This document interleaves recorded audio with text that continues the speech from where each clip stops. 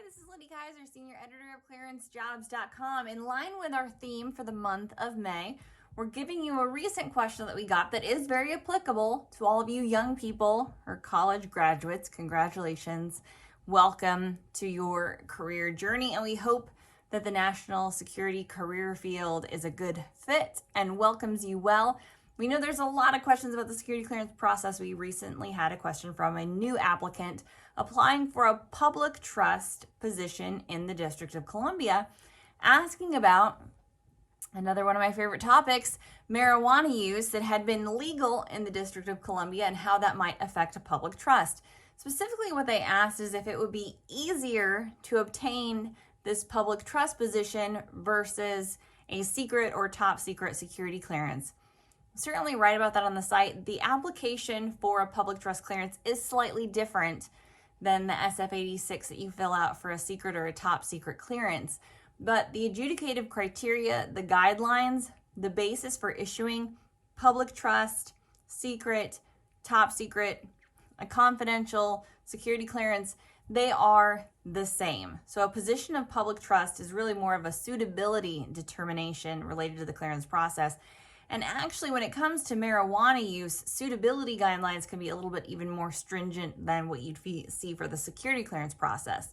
So we are seeing some cases like this, District of Columbia, if you're in a city or location where it has been legalized recreational use, you might not see yourself penalized as much. We used to say a year of abstinence was pretty much a requirement for drug use.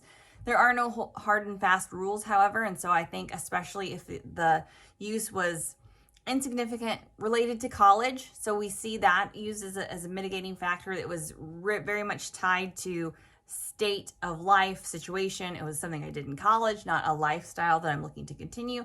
That can mitigate it. But I think it's always important to caveat whether it's confidential, secret, top secret, a position of public trust.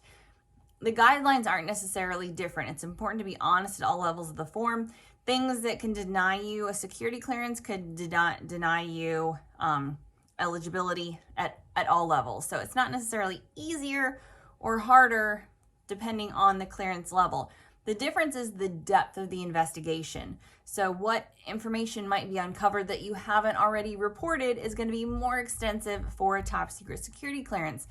The other factor at play, that investigation is going to take longer, a lot longer. A public trust is pretty much very much automated checks. They're going to check criminal, financial databases, scan what's on the form. If you've had drug use, you might be asked to interview about that. Again, I think if you can show I did it because it was legal where I was doing it, I wasn't doing anything illegal, and it was related or tied to college, you should be fine.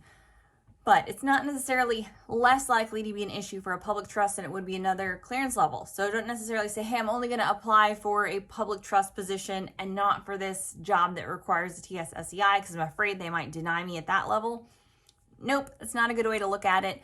Better to look at what are the guidelines for the agency. So talk to the recruiter and hiring manager and say, hey, have you come across this? Are there issues at play here? FBI, law enforcement agencies are more likely to be strict about passage of time than something like the Department of State, Department of Commerce, or other agencies. So go forth, apply.